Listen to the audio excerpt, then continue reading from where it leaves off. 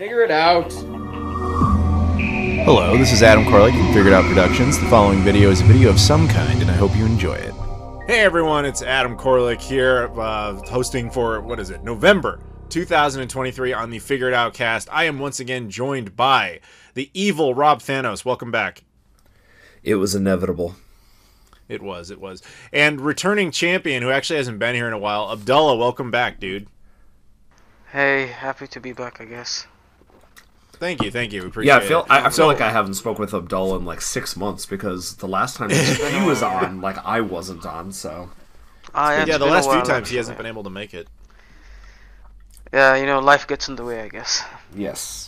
It does that. So, as always, this is a Patreon-backed podcast, so I appreciate your support out there. It helps to get people like Rob around here. Also, Abdullah, if you're someone like him, you can actually be on the podcast. But if you're unable to do that, we also do appreciate, you can get, if you subscribe to the Patreon, you can get shout-outs, you can pick subjects, you can get early access to this and all the videos. We just appreciate the general support, so thank you so much. So, we're going to go ahead and get started here.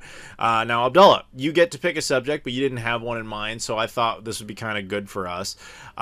Basically, the last couple of, not more recent episodes, but earlier this summer, I think, Rob, you were correct in that assessment. We did a video about kind of the state of Xbox in general, and then we also did one where we kind of talked about the state of Nintendo. But we haven't really done that one for Sony and the PlayStation, and given that it's now November, which is, the anniversary of both the launch of the PS5 as well as, funny enough, the PS4. I thought it'd be kind of cool to just talk a little PlayStation. What do you guys think? Sounds wonderful. All right. So, I guess in a way you can kind of look at this almost like a recap on the year, but in general, like, what are they doing? What are they up to?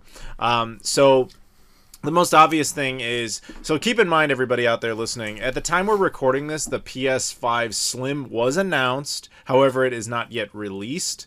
But by the time most of you are hearing it, I'm pretty sure it actually will be out, because I'm guessing they're dropping that in like the middle of the month, is what I've heard. Did you guys hear anything about that? I haven't heard anything about a launch date, but I would assume that they want to have this thing out for the holidays. So I wouldn't be surprised if they launched that, and then your Walmarts and your Targets of the world have like a going away sale on their remaining PS5 units to kind of get those out of the store to bring in the new ones.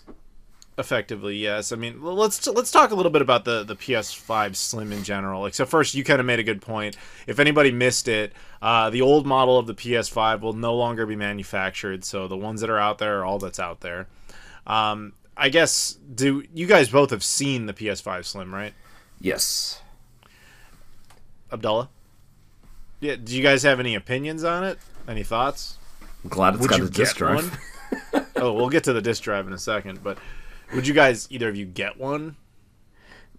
I mean, if I were to answer that, I just heard about the announcement of it, just general. I didn't really dive into it a lot because I'm not into PlayStation compared to Nintendo, but in principle, I would get one for sure because of the collecting purpose and probably space purpose. Do you own a PS5, Abdullah? Yes, I do. Yeah. I don't play much on it compared to the Nintendo. Yeah, I mean, that's kind of where I am, too. It's like, I have a PS5 as well. I enjoy it. I've got maybe a dozen games for it. But so much of my gaming time is spent on Xbox and Nintendo that I don't really feel the need to upgrade to one of these. I like the design. But also, and I do like the fact that it's 30% smaller than the original. But where I've got my PS5 kind of set up and everything, like, the space isn't really a concern. So I don't see myself upgrading to this. I will say that I really like the upgradability option for this slim console.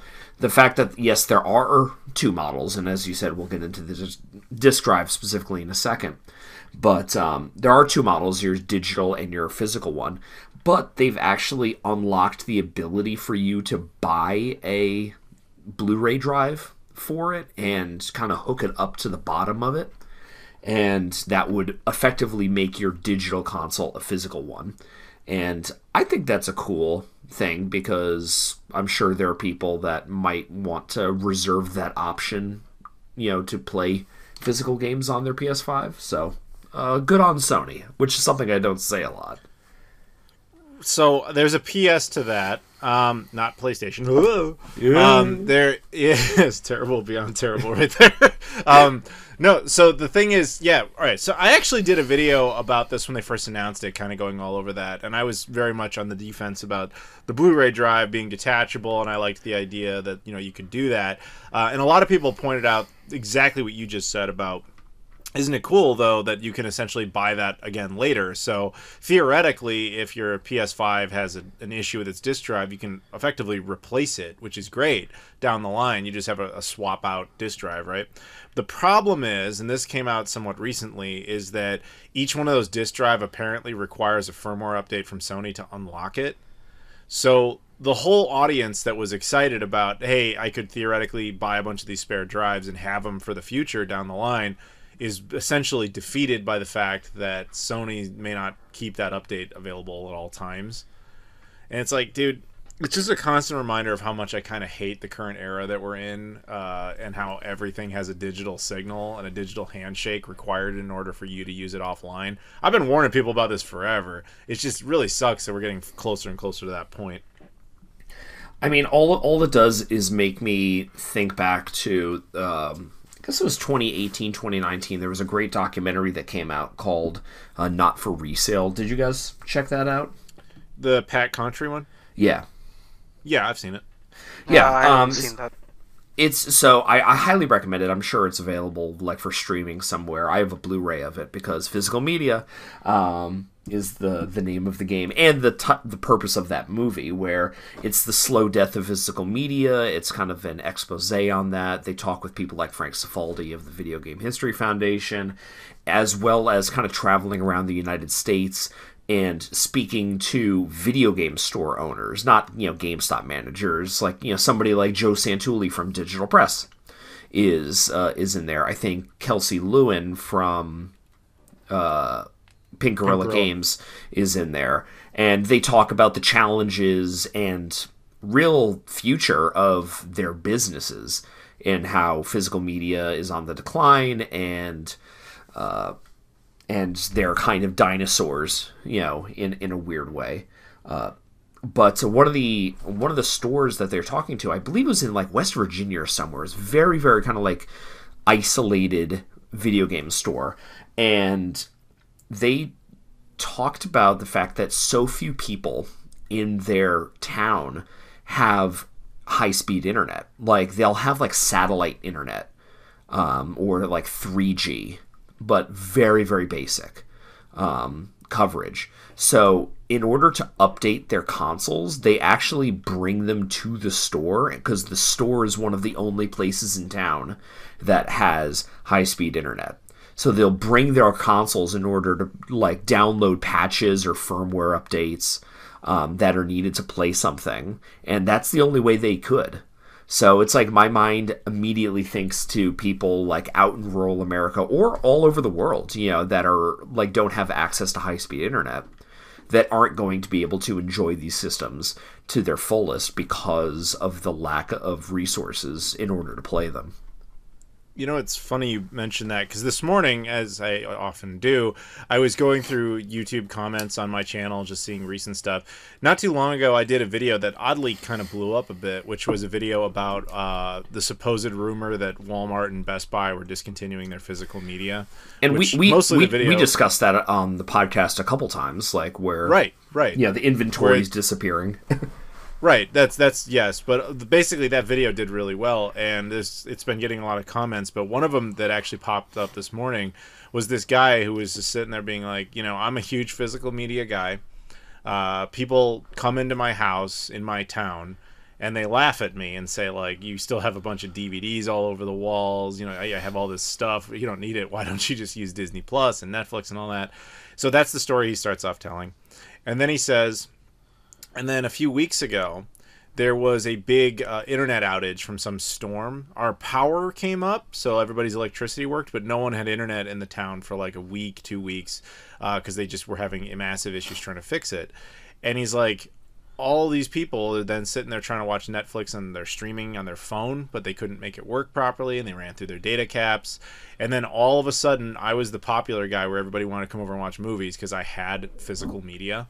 Mm-hmm. And he's like, I understand, basically, I understand that that won't always be the case, but at the same time, it does show you the problem with right of ownership is that you don't own a streaming service. And to be fair, streaming services never claimed you did. But the more and more we make our content internet dependent, the less and less rights you as a theoretical owner have. And that has always bothered me to no end. Yeah. Go ahead. Yeah, it's I remember. I think it was one of the first, or maybe the first podcast I joined in. That was a specific point that we spoke about, and I still stick to that exact same opinion that you have. Is that the control over what you have dies out when you go digital. Whether you like it or not, it's always going to be controlled at any point of time. So I always assure that if there's any physical release, that I get that first. But if I can also, I enjoy as much as possible the digital one to preserve the physical one when needed. I hear you. Like, yeah, so that exact situation happened recently over here. There was one day we had, it was actually quite recent. There was a lot of rain one day, and for some reason, I mean, clear why the reason is, our internet was down, and I actually enjoyed from the physical media that I had. I couldn't watch anything. I don't own physical media, DVDs, TV shows or whatever, but I did enjoy games that I had physically. Yeah. So that kind of made my opinion really stick to that point. Yep, exactly. So, I mean, we're kind of deviating from what the original point here was, but essentially, Sony has decided that the only product value of that drive, which is the ability to drop it in and replace a dead drive, theoretically, they're making essentially useless because they're going to require a firmware update for it. Now, to be fair, and this is stupid because I shouldn't rely on what hackers can do, but we all know eventually hackers will make it so that you don't need that. Yeah. But, like, it's just stupid. Like, what are they afraid of that we're going to do exactly? But whatever. It's more about taking your right of ownership away. So let's stop focusing on some doom and gloom here. Did anybody here play the new Spider-Man game? Because everybody's talking about it like it's the greatest game ever. Haven't really even got a copy of it. Not interested at all in it. Rob, did you? I did not play either the original or the Miles Morales expansion, so I did not play this. I know it's good, but I'm taking a long sabbatical from superhero stuff, especially Marvel stuff, and I'm like, I don't want to play it. Open world games, your Zelda Tears of the Kingdom notwithstanding, it's like they don't capture me in the same way as like a cultivated, story-driven, character-driven game, like something like The Last of Us, for instance. Like it doesn't scratch the itch that one of those games would. So I don't know. I'll probably play it when it's $7 on at GameStop or something like that. I'll probably buy a copy, but I'm not going out of my way to play it, even though I know it's good. I absolutely understand that. I'm sure it's a great game, but it's an interesting comment on the fatigue, though, because I'm with you. I mean, granted, this isn't exactly the subject at all, but I'm with you on the superhero fatigue. Like, I thought I couldn't be burned out about that, but Phase 4 of the MCU, I was just like, I just don't care anymore. Dude, I mean, like Abdullah mentioned his first appearance on the podcast. My first appearance on this podcast was in, I believe, early 2018 that I came on for an episode, and I talked about superhero fatigue then. I was like, yeah, I don't know. I haven't really liked anything since, like, Guardians of the Galaxy 2. And, like, this is before Endgame. So I'm like, I'm just really, really kind of meh on superheroes. Like, the last Marvel movie I saw was Guardians of the Galaxy 3, which was phenomenal. But the guy that made that happen is now leading DC's comic book stuff. So I don't know. I'm fine with superheroes right now. I don't need any more. Yeah, I got you. That's fair. Also, I'm sorry. I could talk about that all day, but we probably shouldn't. So we'll get back around to it. So, so I'm pretty sure you guys know about when the PlayStation 5 initially released, scalpers were all over the place, right? Of course. So, do you think that that'll be the case even with the PlayStation, with the Slim version? I mean, we all know the reason why that was the case in the original one because it was 2020. I'm sure people are going to try, but I don't know if people will buy. The other people will buy. The thing is, slim versions don't usually have much in the way of scalpers. Like people, like he just said it the best. Like people try to do that. The problem is the slim version always has less demand. Slim versions always have less demand. Go ahead. Yeah, but there's one point that I had to mention just before you answer. It is because they're going to discontinue the old one, right? So. Yes. Yeah. So that is why I'm thinking that could happen. The thing is, that's standard though. Like, when Sony released the PS4 Slim, they also discontinued the original PS4, and it really didn't matter. You could find both very readily available.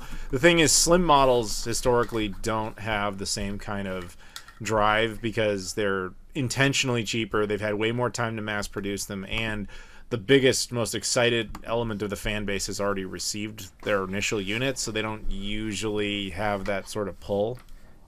There's also, at this point, over the summer, Sony announced that they've sold 40 million PS5s. So there's a ton of used units in the wild at this point. Yeah, I was down at 42 million now. Yeah, I mean it's quite possible. The last press release I'm seeing is like 40 million. That was in July, so it's past that. I mean, digital press, we have like a dozen of them sitting in our basement right now. So it's like, if you want to play PS5, you don't need to pay a scalper anymore. It's out there. I'm pretty sure. Yeah, but it's going to be the standard that you guys said. That people are going to try probably to use it or get it before the release date, and then they'll try it that time. But after it's released, it's going to be over. Yeah. Yeah, I mean, to be fair, there was already some sort of picture leak of it, and people did go kind of nutso for that, just comparing the size of it. But there hasn't been, to my knowledge anyway, anybody trying to sell one yet. I imagine if someone tried to sell it right now, before the thing is official, yes, or officially released, that's somebody, you might find one lunatic that's willing to pay like $10,000 to get it early. But then it's like, Sony would just go after that because it would make news sites. So we kind of live in an era right now, you can't really get away with that anymore. Yeah, people are going to try, but it's not gonna be tenable. Yeah. Well, it's probably not gonna be as crazy as PS5 because I remember barely being able to get a unit. Won't. Yeah, there's no chance it's even close. Yeah, like I'm looking online. We just have photos from like one person of what its comparison is like. There's still no official release date exactly, but it's according to Sony, it will be available this month. So most likely at the time you guys are listening to this, it's already out. If I had to guess, I'd say it's like right there in the middle of the month around when the birthday happens. Or Black Friday or something, yeah. Yeah, exactly. So if I recall correctly, the PlayStation 5 birthday is November 10th. So at the time of recording this, it's only like 5 days away.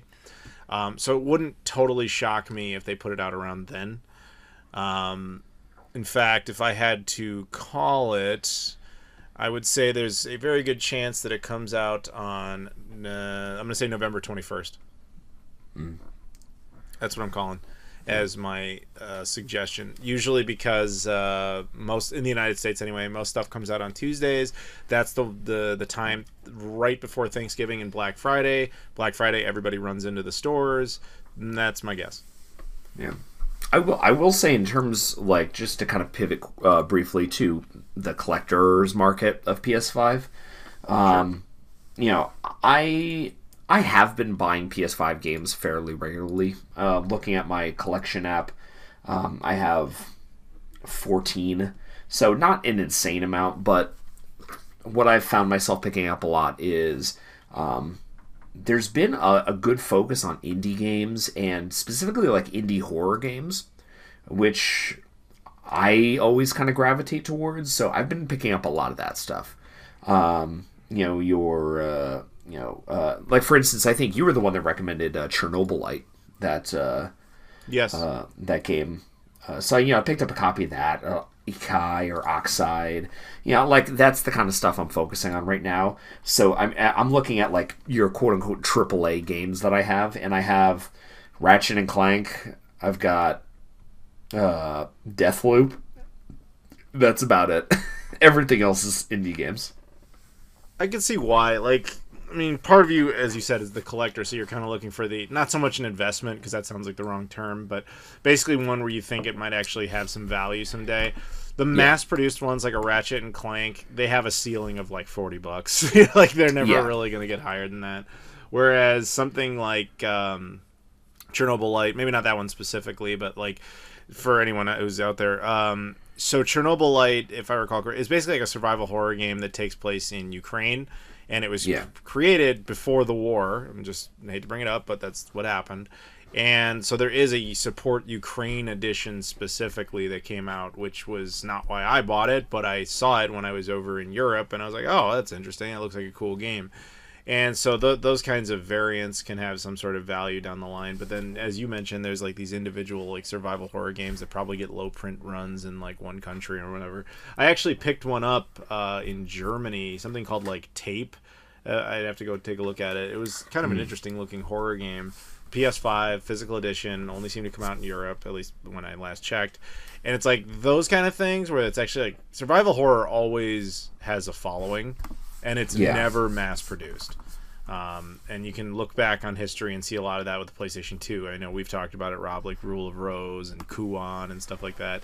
You have to literally be Resident Evil in order to get mass re-releases. Like even Silent Hill, as successful as it is, has not had a good track record of reissuing its titles.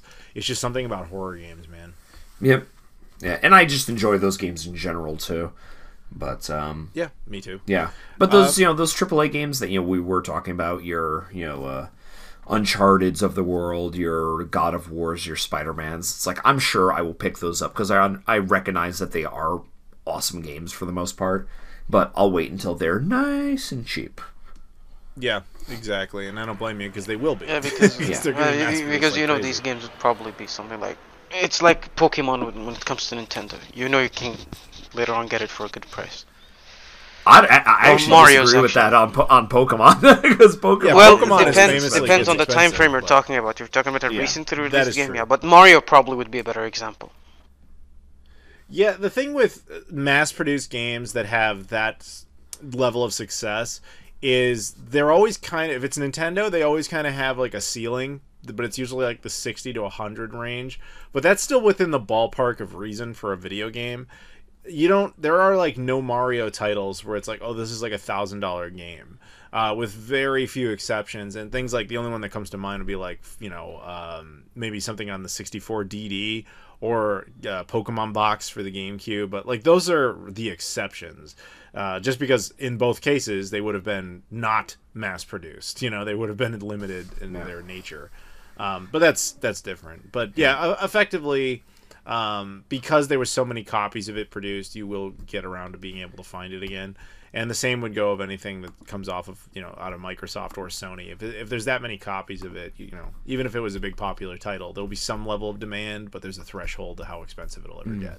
It's not really a coincidence that usually the most expensive games out there are the ones that had some sort of botched release, like where they just came out very limited. That's usually a thing. Yeah. So before we move on here, I thought one more stab we could take at this was as far as like the state of Sony, and this is good because it ties it back into retro gaming. Are you guys both aware that Jim Ryan is leaving PlayStation? I'm so sorry for that loss. Abdullah, do you know who Jim Ryan is? It's okay if you don't. No. Okay, so Jim Ryan has been the guy running PlayStation for the past few years. And I've said this in the past about like whoever the CEO is of any sort of gaming company, typically gamers don't know who the CEO is unless they're either A, kind of that outgoing sort of personality like Phil Spencer, where he's constantly on Twitter trying to get everybody's attention and be like, hey, I'm the dude that runs Xbox. Or Yeah, you know that who they person are I know because- for sure. Exactly, because he's like known for that. But on the flip side, we only have the other context we ever know them in is if they're really bad at their job for one reason or another, and that would be Jim Ryan. And specifically to focus on him, he's the guy who I think what got him on everybody's radar was when he had this quote in a magazine or some sort of publication online, obviously not a magazine physically, where he was talking about he had gone to some Legacy of PlayStation event and they had like all these different eras of Gran Turismo games set up because I believe they were promoting the new one. And he just made fun of the fact that he was like, oh, I've looked at some of these PlayStation 1 and 2 games. They look terrible. Why would anybody want to play this? And that comment really told the entire like base that the guy running the company doesn't even understand why it's important to any of us, which really came off as a bad thing. So he is now leaving. I guess he'll actually be out the door in March 2024, but it's official, like he's stepping down. So I was curious, Rob in particular, I guess, if you had any thoughts about any of that. I don't know. I mean, I hope there is a correction on behalf of Sony for the new person that's going to be kind of taking over as his position. I hope they look at somebody like a Phil Spencer, an enthusiastic, knowledgeable, head of a video game company who has an investment, not just a monetary investment, but like an emotional investment in the product, in succeeding and making your consumers pleased. I don't know. I hope that, they look at somebody like Phil Spencer as, not the model to follow, but maybe as something to kind of strive to be, because I don't know. I mean, you have to believe that they heard a lot of the outcry from people against Ryan or against PlayStation's stance on physical game preservation or digital game preservation. I don't know.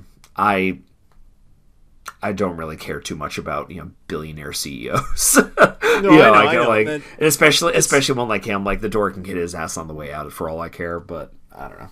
I agree, but the point wasn't so much like let's reflect on his time there. It was more like what changes can we be optimistic about now that he's gone, and to give some examples of the things he was also known for. He didn't just say one bad line and that's why everybody hates him. He's also the guy who was attempting to remove and shut down all PS3 servers, PSP servers, and PS Vita servers. Do you remember when that happened?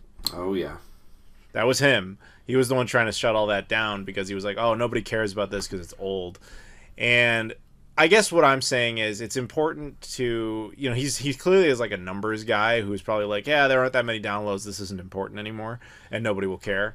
But when you have a guy in that position who fundamentally doesn't even understand the product that they're selling and like who their base is, that's maybe not the guy who should be there. So I guess what I'm hoping for is, out of whoever's running it now, not so much that they just, play the nostalgia card and constantly reissue a bunch of PlayStation stuff to us, but it would be nice if they embrace their own history a little bit more. Like, it'd be cool if we had some sort of physical, like, next year actually will be the 30th anniversary of the PS1.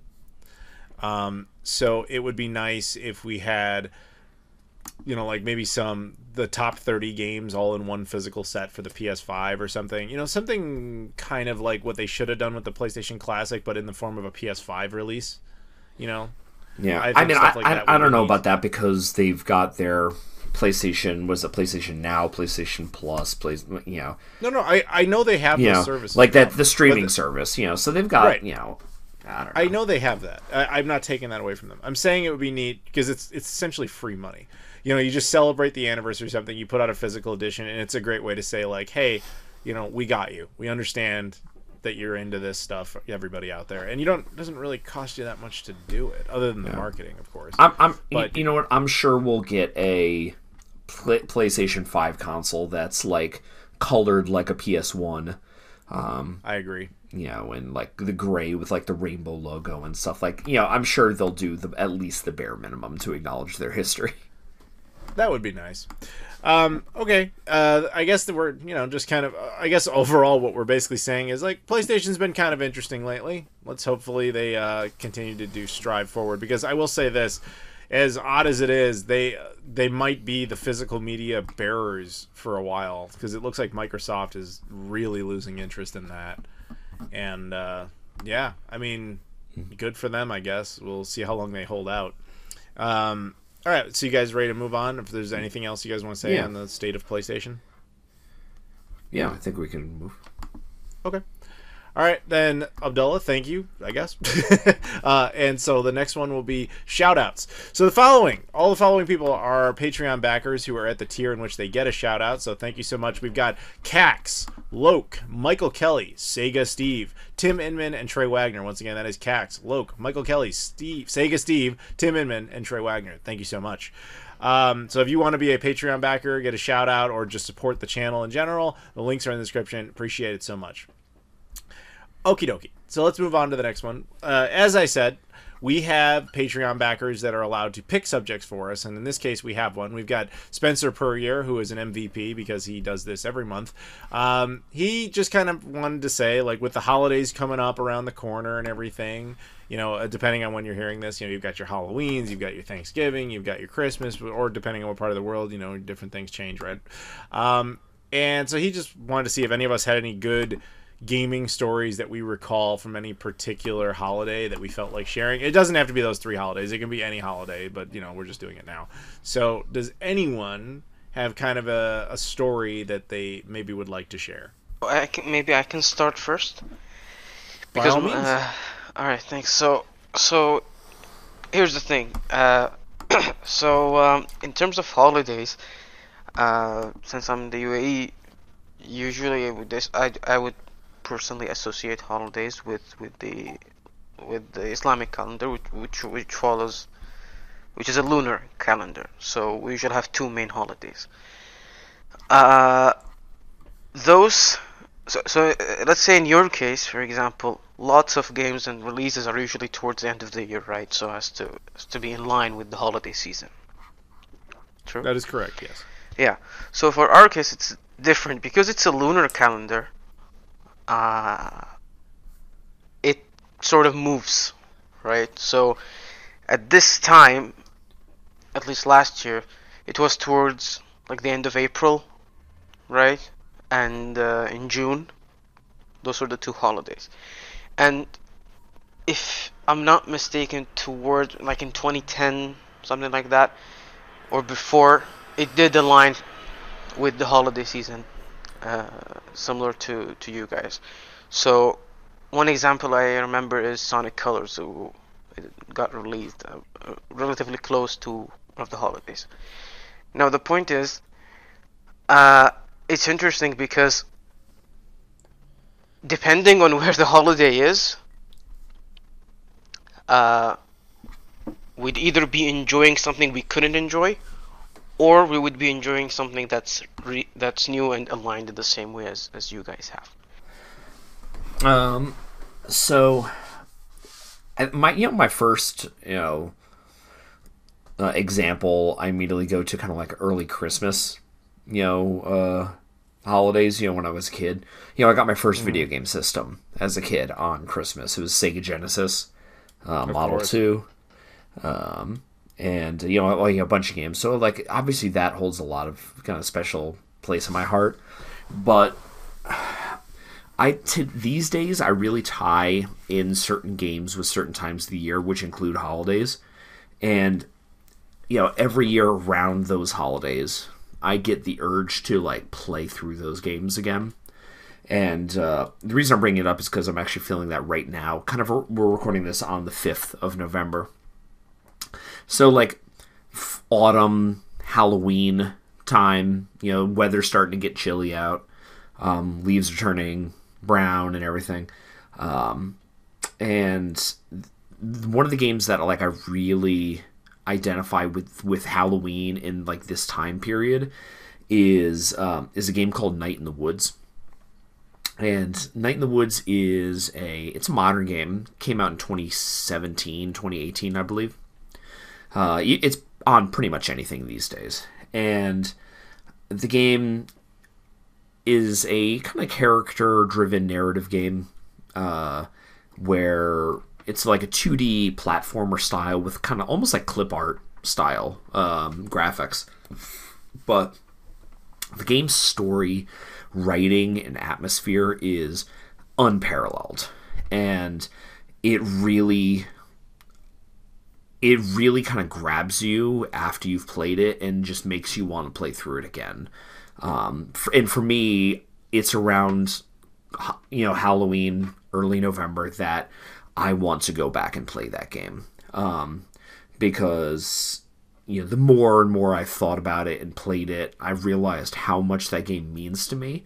And it's rare that a modern game will do that. I'm not like an old fogey or anything like that, but no, you are. Oh, I am, but not like that. Yeah. Oh, okay. But it feels like a game that's like I would have experienced in my formative years, in the impact that it's had on me. The game just really does that to you, and which is, like, for me, kind of rare these days. And yeah, I'm probably going to start either today or tomorrow playing through it for the first time with my wife, who I've been begging to play this game so I can have somebody to talk to me about it. So I'm like, looking forward to playing through that game again, because it is a quintessential autumn game, and yeah, so that's probably my holiday game.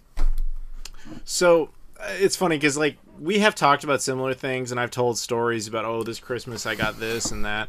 There's a couple stories I never told, and it's they're more so Thanksgiving-y / Christmas Eve-y, and they're from my childhood. So a lot of the times, I don't know how everybody's family always did this, but growing up, it was kind of standard in my family where I had my mother and I had 3 uncles, so that's effectively 4 households, right? And so, like, every holiday, like, Christmas was at my house, Christmas Eve was at one of my uncle's houses, Thanksgiving was at a different uncle's house, you know what I mean? Like, you would just swap them, where you're going.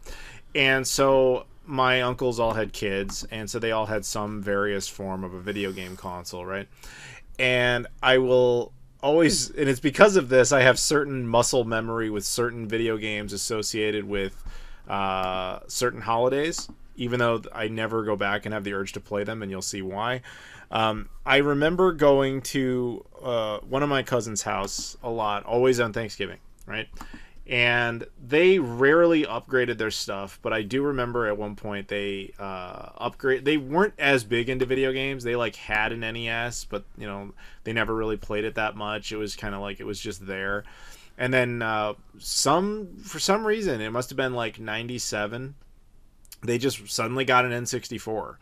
And they had, like, some of the early titles. So they had Super Mario 64, they had Ocarina of Time, they had what was the other two? They had, like, Wave Race 64, and they had Pilot Wings 64. And that was pretty much the entire game collection they had for the entire time they owned that thing. And so I remember going to their house, and that was, I think, the first time I ever even saw 64 in real life. And at the time, it, like, blew me away visually. But I didn't know what I was supposed to do with it. Like, I was trying to hold that controller, and the first time you hold that, like, tri-wing controller, that trident controller with the N64, it just kind of throws you off a little bit. And the first thing I think I ever played on it was Pilot Wing 64. And so I was terrible at it, and I didn't understand this game at all. But I will always associate that game with that night and Thanksgiving in general, because, like, every time we went over there for at least the next few years after that, if it was like, you want to play a video game, the only thing they have is the N64 and, like, the same 4 games. So Pilot Wings just became kind of part of that. So part of me gets a little nostalgic for a game I wasn't even a big fan of around Thanksgiving. But on the flip side of that, and maybe Rob, you'll get a nice chuckle out of this, for the exact same reasons, a different cousin of mine, we would go to every Christmas Eve, we'd go to their house. And he had a massive NES collection. In fact, if veterans of this channel will know, like 10 years ago, I did a video where my cousin had just given me his entire NES collection, which was like hundreds of games. And I did a whole video on all that, so I actually own all these. But the two games that were most commonly played over there, that I spent a lot of time playing, mind you, and to this day they still haunt me, Back to the Future and the first Ninja Turtles. And like, you know, I can still hear the music in my head just trying to go around that first part of the game and kill all those like the mousers and everything. And I'm like, this is the Christmas Eve game. But part of the issue was always that, you know, it's Christmas Eve, so you're not supposed to really be sitting there just playing video games. It's like you can get away with it for a few minutes here and there. So you never made a whole lot of progress beyond that first part. So I was always like, you know, I wanted to get further, but I didn't own the system. I didn't own that game. And then when I eventually did get it, I couldn't beat it like most people cannot because it was Dark Souls of its day. But I will always associate, particularly Ninja Turtles and that, like, you know, intro music there in the first couple of levels with Christmas Eve, which is a nice, powerful emotion. But at the same time, that game sucks, and I never want to go back and play it. There's my story. Yeah, I mean, it's easy for you to have nostalgia for something that, you know, and good feelings towards, you know, in hindsight, but not want to play it. I do have games like that.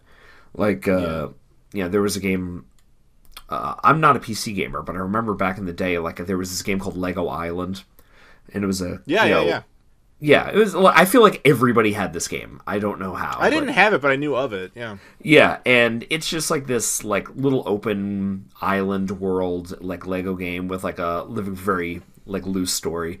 And yeah, I went back and played it maybe like 5 years ago. I'm like, this is dog shit, and and I'm like, okay, yeah, I still have the warm fuzzies, but yeah, I have no urge to go back and play that game. So I get it. You know, and though, yes, that Back to the Future game especially, like, the art for that game is like, oh, looks really cool, you know, and then you play it and you're like, oh, yeah, I don't want to play this anymore. Yeah, I remember, like, when we were over there, like, you know, I couldn't get past the first level to save my life, like most people can't. Where you're like riding that, like, you know, a skateboard, just trying to get through the city street, and you just keep running into all this crap. And I remember, like, you know, I was young enough that I actually remember crying about it. And one of my cousins was like, all right, I'm going to take care of you here. And he played it to at least, he powered through it and got us to at least like the second level where they're like throwing milkshakes at Marty or whatever. And that's like the furthest I've ever seen that game actually played. Just because it was a pain in the ass. terrible. I like go onto YouTube and all the Let's Plays end at 15 minutes in. Regarding those holiday season games, so usually it's associated with like a good memory of that, you know, feeling of getting that game, enjoying it as a kid and everything. But all I see right now, I mean, at least from my side, and when it comes to this during this time, I just see an empty pocket, honestly. I don't know. I don't know why that's the reason. Maybe because I try to collect, or because I know that that's the time frame it'll come. So even though I would associate the term holiday by definition would be something that's moving in my case, but the whole holiday season, the whole November, December kind of thing. Right now I know that that's the time when games come out and all that stuff happens. So it's been associated with me as the time where I have to prepare my pockets for that, which is interesting.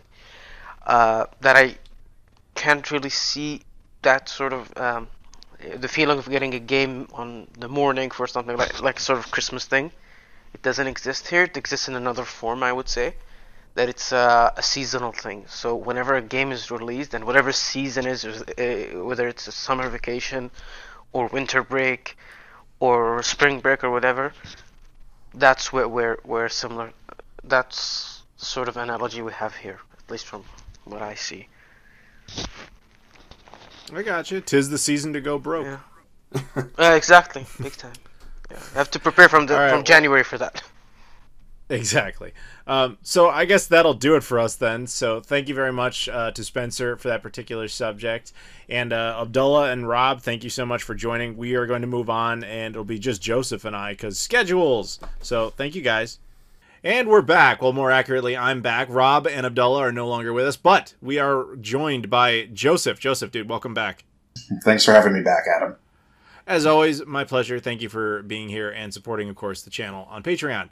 So what we're going to do, because, Joseph, you had the chance to pick a subject, but you didn't really have anything, so we kind of thought we're going to try something new here, and I'm glad you're kind of excited about it. We're going to try and do, like, lightning round subjects here. So I basically picked a whole bunch of subjects where these could theoretically be like major discussions, each one of them, but I thought instead we'd just kind of do like a few minutes on each one and just kind of go and see like what our basic input is on it. You down for that? Yep. All right. So here's where we're going to start things. Do you remember last month we talked a lot about Atari? Yeah. All right. Well, there was an odd update since then. Atari went ahead and bought a studio called Digital Eclipse. Now, did you hear about this? I didn't hear about this before you mentioned it, but I mean, I do know that they were the one who made their like Atari game collection thing. Yeah, Digital Eclipse has actually been around for a hot minute, and they actually own a lot of IP access. That like they've done a lot of stuff. I'm guarantee people out there have seen it. It was more shocking to me that Atari of all companies is suddenly like, hey, we're gonna buy out a major game developer.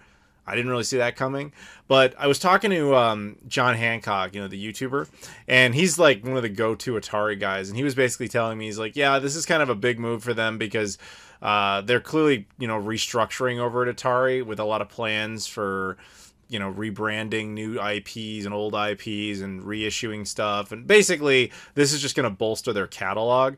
So earlier this month, I had actually done a video talking about what if Atari was kind of working on, a Jaguar Plus or Jaguar Mini or whatever.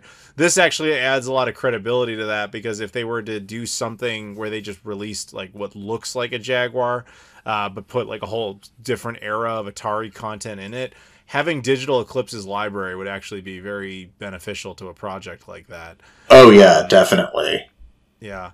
With the caveat that a lot of Digital Eclipse's library is emulation collections of other people's stuff. So yeah. So, yeah, how much of that they actually own the IP of is hard to say. But you are right when you say, like, they were responsible for that Atari 50th thing, which was widely regarded as, like, one of the best anniversary collections ever released. Like, they did an incredibly good job with that. I'm just honestly surprised Atari, like, had enough money to actually buy them, to be honest. I know. They spent a few million on them, too, which is even more crazy because... Yeah, it's, we talked about this extensively in the previous podcast about how Atari is not really the Atari of old, but it is fascinating all the same that this Atari is still choosing to make these types of moves. So, hey, good on them. It's too early to really know exactly what this is going to do, but I still think it's cool. So, any other thoughts on this? Definitely cool. Yeah, I'm just like, I mean, honestly, I'm curious to see where they go with this, because I don't honestly see like the major point of Atari actually doing this. Like, they already did the Atari 50 compilation, so they've already ported and did emulation stuff for most of Atari's like relevant stuff, and it's not like. And I'm looking at like their back catalog now since they became Digital Eclipse instead of... Oh, wait, hold on. Okay, no, they were Digital Eclipse since, like, 92, but apparently they had a brief period of time where they were also... Oh, did they merge with... I guess they merged with another company at some point. Backbone. Okay. That wouldn't shock me, to be honest. Yeah, because the Wikipedia page is, like, as Digital Eclipse from, like, 1992 to 2004, as Backbone Entertainment from 2004 to 2012, and then as Digital Eclipse again. Okay, so I think I don't pretend to know the story there, yeah. Yeah. So if I had to guess, I mean, you're right, it's emulation focused, and this was, the Atari 50th collection was probably the most revered thing Atari produced since like in a long time. So it kind of makes sense if they're like, okay, we want to buy out the company that actually built that for us. And if they're theoretically going down the emulation route with a whole bunch of legacy content, I can see why having Digital Eclipse makes sense for that. I was told they own a bunch of IPs that might be useful to Atari, but I don't pretend to know which ones. Some people were telling me like they have Ninja Turtles, and I'm like, I find that really unlikely. No, they made the Ninja Turtles collection. I doubt they own Ninja Turtles. Yeah, no, Nickelodeon owns Ninja Turtles, but the game license, I also agree that that can't possibly be true. That's definitely held by Nickelodeon. It's just... The point is, which IP they actually own, I'm not sure, but the sale of them wasn't, like, massive. I think it was, like, $4 million, which is not nothing, obviously, but in corporate merger terms is really kind of small. So it's probably not that big of a deal. They just are looking for someone to do all their emulation work, but that's just me having a guess. I doubt Atari bought them for IP stuff for the most part. Most of what they... except for maybe, like, these Digital Eclipse arcade stuff. They have, like... There's a couple of things like Digital Eclipse Arcade Jolly Ball and QPID. Sure. And stuff like that. But, like, unless if they... I don't see why they would really want those Microsoft Windows-only releases. Specifically. I have an idea. So this could be it. Digital Eclipse obviously was successful with things like the Ninja Turtles collection, Street Fighter collection, Mega Man collection, like I'm looking at the list here, Disney collection. It could be that not so much that Atari wanted to acquire them solely for, exclusive rights content, but more so to have Digital Eclipse continue to be these guys who do great emulation packages, but then just throw Atari's name on everything instead of Digital Eclipse. I mean, that makes the most sense. Or in addition to Digital Eclipse. I mean, they definitely wanted them for their emulation tech and knowledge, and not so much the IP. It could be interesting. It seems like to me. Yeah, like if you fast forward down the line, if we see like yet another, this is just throwing this one out there, if we saw like another Ninja Turtles collection of some kind and it was just Atari's name all over it, that might be kind of like interesting and have some inherent market value for them. But again, we don't know. We weren't in the boardroom meeting for this, so just kind of our take on it. But we'll move on to the next thing here in our lightning round. So there was an interesting little leak that goes back all the way to 2003. There was a Daredevil game released, or was supposed to be released in 2003, but the project got canceled for the PlayStation 2. And as of 2023, just now, 20 years later, the game got leaked onto Hidden Palace, which is like a preservation internet, gaming website. So it has a lot of ISOs and games and things. That got dumped on there. Now, I haven't had a chance to play it or anything, but from what I was looking at it, it looks like the game was almost entirely completed.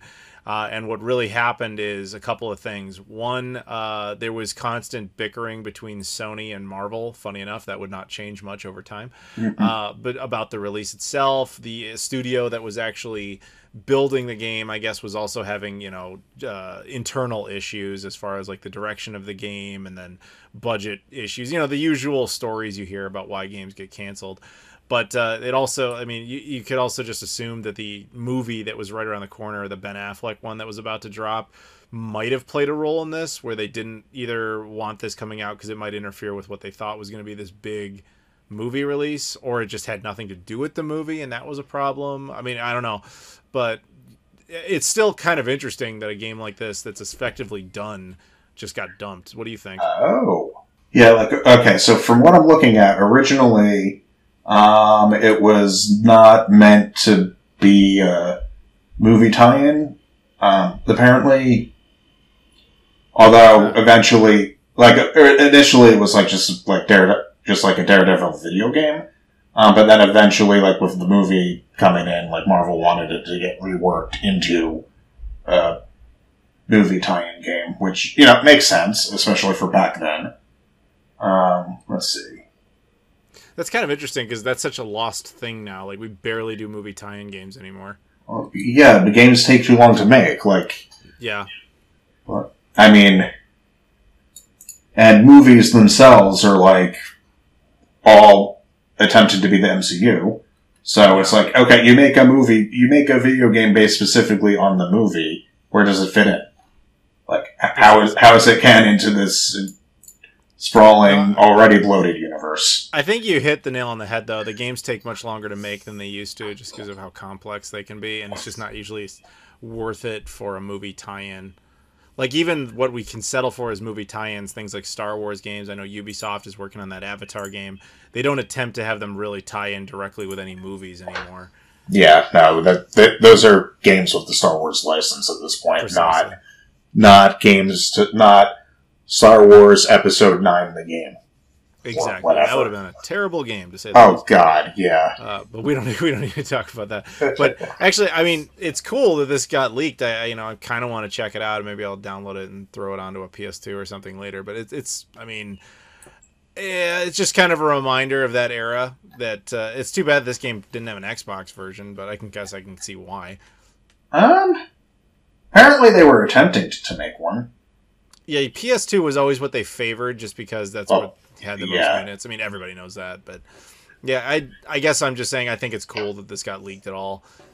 And that's, in a weird way, I don't know if this game would have actually been any good, but I guess we can yet blame the Ben Affleck Daredevil thing for killing yet another cool project. Well, we say it's cool now. I mean, let's be honest. The movie tie-in game in 2003 probably would have been crap. But definitely, but yeah. Whatever. I mean, for every Spider-Man 2, there's 1,000. Catwoman. Yeah. Yeah, there we go. That's the perfect example. All right, well, whatever. All the same, our opinion is basically, that's cool. Hope somebody enjoys it. Speaking of cool things, though, let's move on to the next one here. We got two that are kind of similar here. Now, I guess I had just made you aware of this, so I guess I'll kind of combine these. There are people out there, and everybody out there who's listening can look this up. There is I don't know if it's like a single guy or if it's a team of guys. There's a dude, and I'll just say for now, for argument's sake, it's one guy because I don't actually know. There's one dude working on a complete recreation of the first Metal Gear Solid game for the Sega Saturn. Simultaneously, I don't know if it's the same guy or if it's someone else or a team, etc. Someone is working on a version of Metal Gear Solid 2 for the Dreamcast, and both got footage. I think that at the time I'm recording this, the Dreamcast Metal Gear Solid 2 footage showed up only a couple days ago, and the Saturn one showed up 6 weeks ago or whatever. And it's one of those things where I go that's really cool. It's kind of fascinating.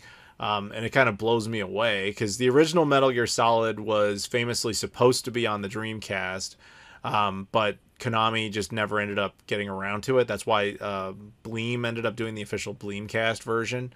And then there was, at some stage of development, a Metal Gear Solid 2 was supposed to come to Dreamcast, but as far as I know, they never even got close to that beyond maybe just the paper. But the idea that fans are like, you know what? Screw it. We'll build it ourselves. It's amazing. Unless this is all some extremely complex hoax, which I guess is not impossible. It's fascinating that someone would put that kind of effort into it. I mean, what do you think about all that? I mean, I can definitely, on one hand, I can definitely understand why people would want to do it. I mean, fans do a bunch of stuff, and fans of both Metal Gear Solid and the Saturn might be like, I want Metal Gear Solid on the Saturn, and be like, whatever. I also understand it from the perspective of, will it actually be possible to do this type deal? Mm-hmm. Someone with knowledge of how to do homebrew for the Saturn is could I actually port this? And then going around and trying to do it. Definitely understand that too. I'm no expert on what's going on over there, but I guess he's not attempting to port it. I think he's actually building it from the ground up, which is insane to me. And I think the only assets he's carrying over is things that was out of his control, like having the voiceover that's in the game, just basically cloning the files and rewriting them for the Saturn. But as far as the maps, rather than try to, more or less emulate the PlayStation on the Saturn, for example, or whatever, he's effectively just whatever, I'll rebuild the map 1-to-1 within the Saturn ecosystem. Now at the moment it looks like yeah, I mean, the thing, I'm kind of stunned, although I will tell you this, as that guy who's carrying around that Pluto all the time, I have noticed there's been a lot of Saturn indie development lately, because ever since we had things like the Satiator and all these other devices that make it easy for anyone to be able to play unsigned code on a Saturn, suddenly a lot of people are interested in seeing what it could really do. which is kind of fascinating because the Dreamcast was always able to do stuff, but people didn't care as much. They just did indie stuff. But then again, you look at this and you go, this is really cool. This will never get finished. Oh yeah, of course not. There's like no chance. I mean, if I had to guess, I'd say that this dude will kind of stick with this for a little bit. As far as Metal Gear Solid 1, he'll probably, like, he's apparently got like the first area done, like at the very beginning of the game. It's possible maybe that leaks someday and we all just see that and we're like, oh, isn't that cool? We could run around this one little area maybe. The second area, I have no idea what his progress is on that, but I would be shocked if he ever got further than that. And I only say that because, like, assuming this is one guy, my guess is unless he's really super passionate about getting this done, I just don't see it ever actually fully materializing because it's just an excessive amount of work for something you can't sell. Like, Sega wouldn't care. Like, they're not going to stop you with the Saturn and Dreamcast release, but there's Konami would never allow this to be, like, pressed and sold. Oh yeah, no, definitely not. Yeah, especially considering they just put out a collection of Metal Gear Solid games recently, which apparently sucked. I've heard that it was very, very broken, which is interesting. Like, I would love the idea of being able to play Metal Gear Solid 1 or 2 on these systems. I think that's really cool, but I can't imagine he would actually ever finish that. Yeah, like whoever's like doing it would either have to be like so independently wealthy that they could just do it and not have to worry about like actually working. Yeah, that's basically the only way it would work. Like, even if they're passionate about it, eventually you're gonna just not have the energy to keep working on such a massive port while also doing a day job. Yeah, exactly. And just dealing with life, if you've got your girlfriend or your friends, your parents, or whatever your normal day-to-day relationships in life are, you don't really have time to sit there and code all day for free. It's just sadly not usually how the world works. Now, if this dude is listening to us, don't misunderstand. We are completely rooting for you. I would absolutely love to see you finish. Yeah, definitely. I'm just saying, dude, don't feel pressured to do it. Just do what makes you happy. Be passionate to a point, but don't also feel bad if you end up giving up on it. Yeah, we would all understand that. Yeah, as long as it basically like is still fun and enjoyable for them to do, go right ahead and do it. Don't worry about being like, oh, I have to finish this project to get this out. Whatever. I mean, because it's just like. Yeah, unless he somehow obtained the license to Metal Gear Solid from Konami, which I guarantee he did, then you don't have any pressure to work on this. But yeah, all the same, wish you luck, dude. I hope it pans out and you achieve whatever you want. Even if you only ever get out some like little demo that we can all kind of try just to see like what would have been. That would be cool. Just don't get in trouble over this. It's just not worth it. But yeah, so I guess where I go with all that is it's really cool that this is even possible. I have to admit I was shocked. Like, the Saturn in particular has been getting a lot of attention lately. Just like, so this is, all right, here's an example of something for the Saturn that actually did get released. Now, Tomb Raider franchise? Yes. So the first Tomb Raider was actually made originally with the Saturn in mind. So that game was actually built for that, even though everybody thinks of it as this like iconic PlayStation game. The original Tomb Raider, though, also had what we would now think of as DLC for the first game, but on PC only. I forget what they called, like the Treasure's Tomb or something like that. Some extended version. Fans of the Saturn actually went out of their way to bring over all that DLC to the Saturn version. And this only happened like a few months ago. You can play it now. Like, all the maps from the DLC are added into the game, and you can just check that out. So there is energy there. There are people working on Saturn very vigorously these days. I would actually argue there's more people working on Saturn for like translations and lost content than there are on the Dreamcast. And I don't really know what to put that under, other than the fact that the Dreamcast has always been able to do unsigned code so easily, but the Saturn hasn't, and maybe there's just recent drop there. It's definitely more like if the ability to do stuff like this on the Saturn just got so recently so much easier to do, then yeah, I can definitely see why that would energize them, especially considering how the state of Saturn games was here in the US. Yeah. Like, there's so much good stuff that's just not here. Yeah. So... No, I agree completely, and I'm glad that they are making that kind of progress. Honestly, it's kind of turning the Saturn into like the system to watch out for if it wasn't already too late, because it's just cool to see how much effort is being put into that. Like there's so many of these unreleased games that they've been working on, like fixing up or converting, translating over. Like I said, there's entirely new written homebrew now. Like I said, there was actually at PRGE this year. I handed the Pluto over to the Saturn Shiro guys, and they asked if they could just run homebrew stuff on it, and I was like, yeah, by all means. So the Pluto was just sitting there playing unreleased games, which I thought was amazing. Nice. Yeah, so the whole idea of this, I think, is very cool. So I definitely am cheerleading for this dude. I don't even know if it's the same guy doing both of them or whatever. But either project, I hope they get completed. But for all we know, like the first level on the Saturn that he's been working, he could have been working on that for like 6 years. Like, we have no idea. Yeah. At least I don't. So, good luck, dude. That's really all I can say. A lot of people would love to check that out if you ever think you can finish it. But then again, I look at the example, like the DLC thing for Tomb Raider, like somebody just cloned it all over and then just rewrote it for the Saturn, and that actually got released. So, hey, it's not impossible. But yeah, we will move on from this one. The next one is kind of a brief one. Granted, they're all supposed to be. I got an email. So I don't know. Do you use HBO Max or what is now called Max? Okay, so Max or HBO Max is really just in the U.S. Like, even Canada doesn't have it. So it's basically Warner Brothers streaming service. Like Netflix, Disney Plus, whatever. It's got a lot of great content on it, and they basically, when Warner Brothers was owned by AT&T, they more or less gave away HBO Max to like everybody for free, which was a stupid strategy, but their plan was just get people to watch it, and then eventually they'll stick around. So it was actually built into a lot of people's like television packages and whatever. Like, I actually get it for free just because my apartment complex sued my previous ISP. That doesn't really matter, but the point is I get it for free.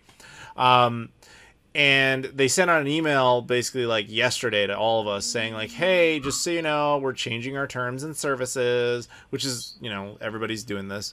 They're reducing the amount of devices you can have it on, which is becoming a more and more common thing with digital streaming, where they're like, hey, instead of being able to play it on 3 devices at once, you can now only do 2.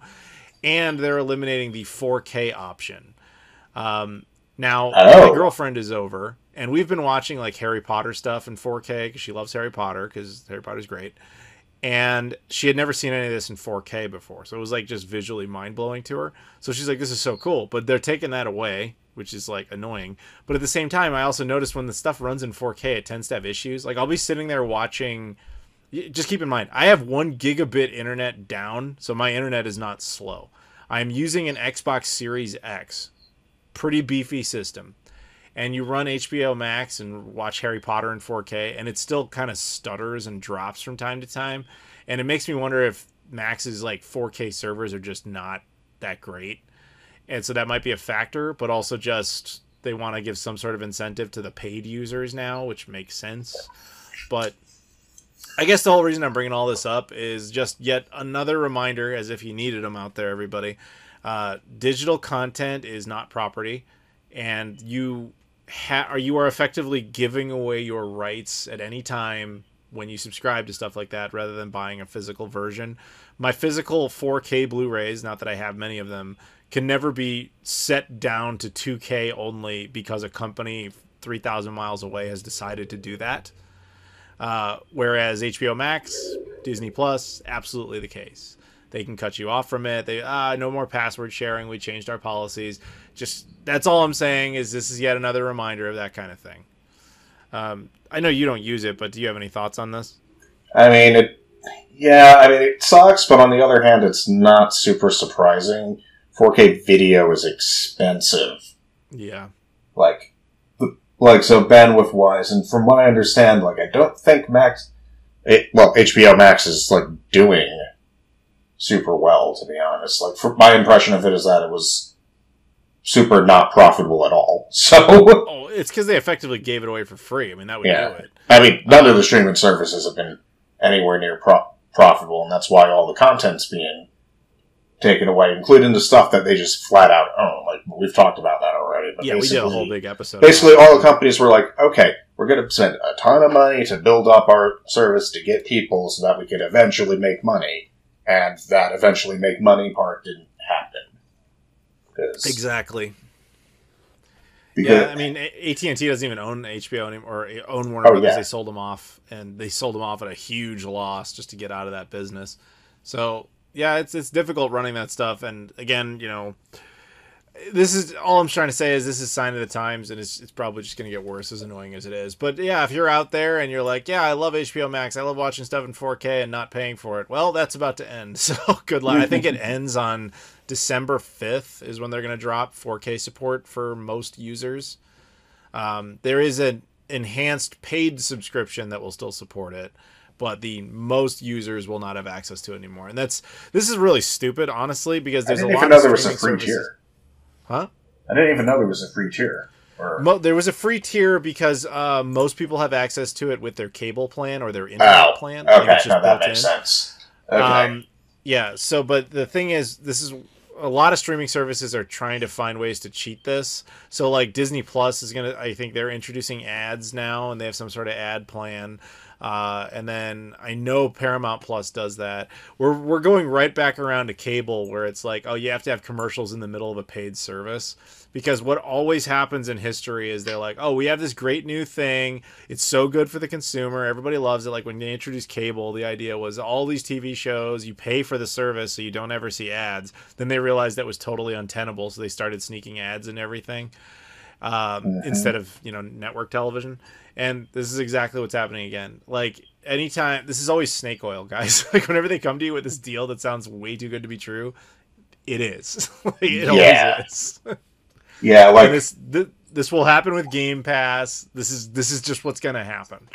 All right, speaking of Game Pass, I saw something interesting earlier today that was apparently part of their Microsoft's like whole leaked documents thing. Let's see. Sure. Oh, I thought you were going to bring up, speaking of ads, like this isn't one of our subjects, but I guess we can throw it out there for a second. Did you see that thing? And maybe this even happened to you. If you turned on your Xbox, you got a random ad for Call of Duty Modern Warfare 3. I did see that. I have not seen it on my Xbox because, honestly, like as I've mentioned before, like I've barely been using like my actual consoles like at all. Like this past year. Like, everything I've been playing on Game Pass, I've been playing on PC. Right. Which, oddly enough, has not just been Starfield. Like, this past month, I mean, I've still been playing a ton of Starfield, but I also, like, tried out a couple of other games, too. So. Yeah, so you missed out on that then. Not that there was anything to miss. But yeah, it happened to me. Like, I turned it on, I got this random spam ad asking me to pre-order the game, and I was like, I don't want to. And honestly, I thought we had just clicked on the wrong thing and we just opened up some spam. But a lot of people got really mad about that. And I'm like, you got to expect this. You're giving them the ability to sell you ads. They're going to. Yeah. Anyway, you were about to say something else? Yeah. So apparently, like, in, like, the leaked documents that were revealed, like, back in, like, September, that we talked about, or before September, I guess. Right. Apparently, at some point, Microsoft was like, yeah, if we don't get more people on Game Pass, like, on PC and cloud players by, like, 2027, Microsoft might consider leaving the gaming business entirely, which was baffling to me when I saw that today. I was like, what? What? I mean, to be fair to them, they've been talking about leaving the Xbox brand forever because it really depends on who's in charge over there. Because I need to stress this again to everybody listening. The Xbox brand is not and has never been profitable. It is effectively a jobs program. So the original Xbox left the industry with a negative $4.4 billion hole. Negative $4.4 billion. If it weren't literally Microsoft, no one else, no other company would have said, oh, that was a success, let's do that again. The 360 would have done well had they not done two things. One, shot themselves in the foot in Japan, and that permanently killed their presence over there. and then by telling Japanese gamers they didn't want Japanese games, they wanted things like Call of Duty instead, which was dumb as hell. And then, of course, the Red Rings of Death fiasco, which cost them like a few $1 billion in repairs. So they, at best, broke even on the 360. Xbox One, that's where it starts getting harder to measure because they clearly failed like right out of the gate. Like massively. And I don't know exactly how their digital sales and all that eventually worked out, but Game Pass was... Game Pass is their last-ditch effort to make a profitable gaming thing. And from what we can tell, that hasn't been working. It's basically just like they give away guaranteed sales to developers. So developers love it. Customers love it, but I doubt Microsoft does. They just kind of do it as a jobs program. And to be fair to them, they have the money to actually do it. But for them, it's more important about being relevant and having market share beyond something that's just Windows. There's something about Microsoft where like the only thing anyone ever really wants from them is Windows. Like every other product they ever make, nobody ever really seems to care. Well, hilariously, they want more PC gamers on Game Pass specifically. Yeah, like and that makes sense. They're all in at this point. Yeah, but like. You got to wonder, like, first of all, what would even happen if in 2027 they decided this wasn't worth it and they're like, we're going to sell off all our gaming assets? Like, how do you sell off Activision at that point? You know what I mean? God, so, yeah, that was that was the thing that, like, baffled me when I saw it. Because, like, they just bought Activision. This came out as part of the whole thing where they're buying Activision and getting that challenge. And it's like, okay, so if you don't increase your cloud-first gamers and your PC gamer market share by 2027, you might consider leaving. I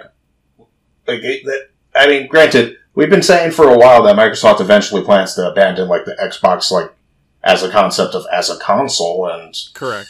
I guess they just flat out are just saying that out loud now because they definitely want that to be the smallest part, if non-existent part of their business somehow. Yeah. Like I said, to be fair, a lot of Xbox execs, like whoever's over there at any given time, has randomly said like they're considering shutting down certain divisions like Skype or shutting down Xbox in general. But, I mean, I don't pretend to know this better than those guys because they're actually the ones who work there. But my point was simply that, like, if you think about Microsoft as a company, the one thing we all point to that we always want is Windows. And, like, everything else they've ever really attempted to put out, people get, like, they roll their eyes. Like a Zune, for example. The tablet PC, I think they did a long time ago before the iPad. Just random stuff, products they put out that nobody cares about. And software they put out that nobody really cares about. Like, even if you open up Windows, everybody's like, I don't want your browser. Give me Firefox. Give me Chrome. I don't want Edge or Internet Explorer as it once was. Or Office. Yeah, exactly. Everybody. I mean, like, the companies want Office, but... Yeah. Like, most users, like... Why would I pay for a word processor? Precisely. Which, I mean, to be fair, that's because of Google, but...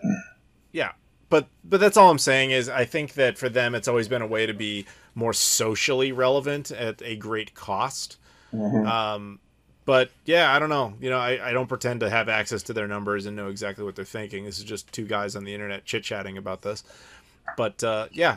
I think it's fascinating over there because, I mean, if you really want to talk about the nightmare scenario of that, let's just say 2027 comes, they decide to do that, and they're like, all right, we're backing out of the gaming industry, and we'll be shutting down Xbox Live services within a year or something like that because they're just not doing it anymore. Imagine the cluster of problems that would create. Oh, God. I don't want to. You already see it. Yeah. I do not want to live in a world where the only, like, gaming consoles that exist are PlayStation and whatever the hell Nintendo has out. Well, I'm not even talking about that. I'm talking about just like imagine from all different levels, like all your Xbox content that has any sort of digital signature immediately non. Also that, yeah. I mean, but obviously the plethora of IP that they possess that would effectively go into a dumpster. Assuming they don't shed it, which I imagine they would attempt to. It would be insane for them not to. They would probably... I mean, if they were truly getting out of the gaming industry in that scenario, yeah, they would probably sell at least some of it. But yeah, it just makes me... Like, the the idea of them just shutting down so significantly would be insane. And this is actually an interesting way to shift into this, because the last company that effectively had to do that was Sega. And we have our little last bit of subject here is actually about Sega. Now, I just showed you this beforehand, and I don't know much about it either, because that's the whole point, is Sega's been very vague about it. But according to you, because I didn't even notice this, back in, 2021? Yeah, that's what the thing said, yeah. Right, so they announced something called a super game, which was basically a description, it wasn't a title. And they're claiming it'll be done by 2026. They're also claiming it has an $800 million budget, which I'm like, what? I really doubt that. Like, and so this story is mostly all to do about nothing, because they're basically just an update saying Sega is still claiming they're working on it. It's still coming out by 2026, and all they do is talk about it as their super game. So I sit there and I go, like, man, when Sega left the console industry, they actually didn't have to do a whole bunch of burning off of assets. They sold a couple things, like Visual Concepts got sold off to Take-Two, and they turned it into 2K, which we know now. Right. But, like, there wasn't a whole lot of that. They just kind of kept developing games. They just stopped supporting hardware. But this would be very different if Microsoft were to do that. But as far as this Sega game goes, like, of course, the entire Shenmue base is like, oh my god, Shenmue 4. I'm like, no. No, they would never do a Shenmue 4 themselves. Sega, all right, I can't say Sega would never do it, but what I can say is they would never give it $800 million. Oh, no of course. Right. There's no chance at all. I can't, that's the part that blows my mind about this, is I cannot, for the life of me, believe that Sega would be willing to dump $800 million into anything. I'm sorry, I just don't see that. Like, that's a substantial. That's literally all their. That's probably all their Persona and all their Sonic money. Like, yeah, like, yeah. Sega's net worth, I think, is like a few $1 billion. I can't imagine them essentially leveraging like a fourth of their entire business on a single game. I'm sorry, I don't believe it. This game would have to be like ridiculous, and I don't even know like what to compare it to. Like, I'm sure what they would ideally like is something like a GTA 5, where you can essentially just keep updating a single game and make billions of dollars off of it over the course of over a decade. But yeah. Sega ain't got that. They just don't have that. Yeah, like I can't even imagine what it would be, because at first it'd be like it's also not clear which, like in the art, it was like not clear which of its IPs and characters that Sega's planning to utilize, which immediately would make me think, oh, okay, maybe they're doing a crossover thing. So there's nothing that they would be making that would do that would warrant $800 million. Yeah. Like, so I don't think that's the budget you need for a Smash-like. Yeah. So. I don't know where I have no idea where that number comes from, other than the possibility they just made it up. Let me tell you a little story here. So a lot of people out there have heard that Shenmue, the original one, cost $47 million. You ever heard that? And how it was the most expensive game back in its day? It's not actually I only heard that in relation to you debunking it. Right, correct. Exactly my point. Where that came from was... Sega at the time chose to market the game that way by just saying, oh, it's the most expensive game ever made. It cost $47 million. However, they completely pulled that number out of their ass. And the reason they can do so is in the US, we essentially have like libel laws. When you print something that's just blatantly wrong, you can be sued. Japan actually doesn't. So whenever you see stories like this, where it's some sort of asinine claim, always check to see which country reported it first. Because if this came out of Japan first, I guarantee you it was just them being like, it is legally tolerated in Japan for us to just say we're working on an $800 million game, when in reality it's like an $85 game. It doesn't matter the number. You can completely make it up. Right. And since every element of this looks like it came out of Sega of Japan talking about it, that would hold water.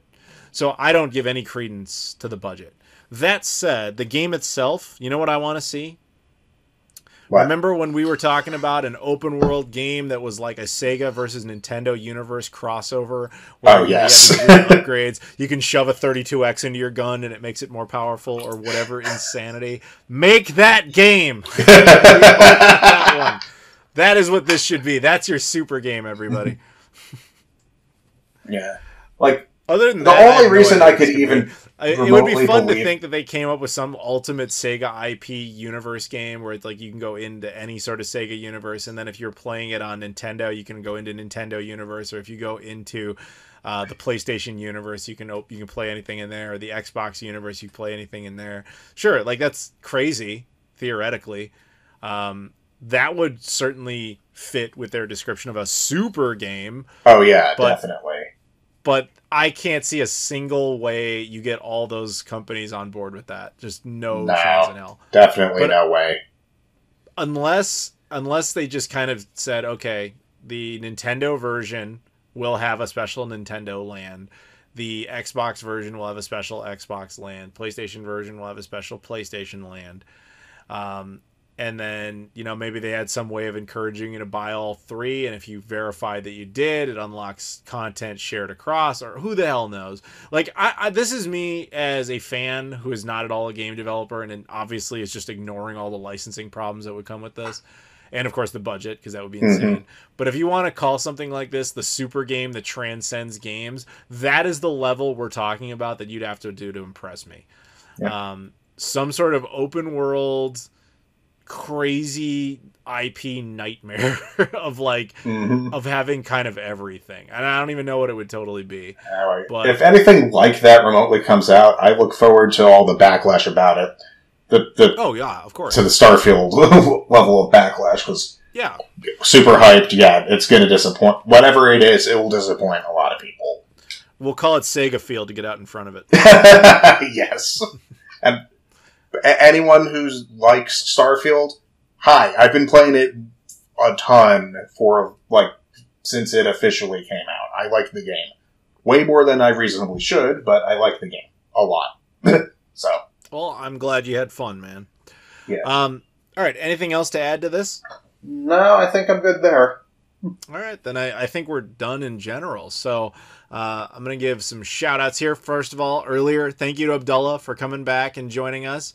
Obviously, Spencer Puryear for his particular subject. Rob, thank you for joining us earlier. We also have shout-outs to Cax, Loke, Michael Kelly, Sega Steve, Tim Inman, Trey Wagner, and, of course, to you, Joseph. Thank you so much for joining us, as always. Thanks for having me. Maybe by next month I'll actually have a topic to think about again. Hey man, that's the world's your oyster. Like you make it. But we had fun all the same. So thank you guys very much for listening and watching. We appreciate the support. Again, this is a Patreon-backed podcast, so anytime you want to hop over there, support the channel, you get access to this early as well as all my videos, and you keep the lights on. Always appreciate it. So thank you so much for watching. Please like, comment, subscribe. Check all the social media stuff in the description: Twitter, Instagram, Facebook, Discord, Patreon, etc. Thank you so much, and we'll see you all later.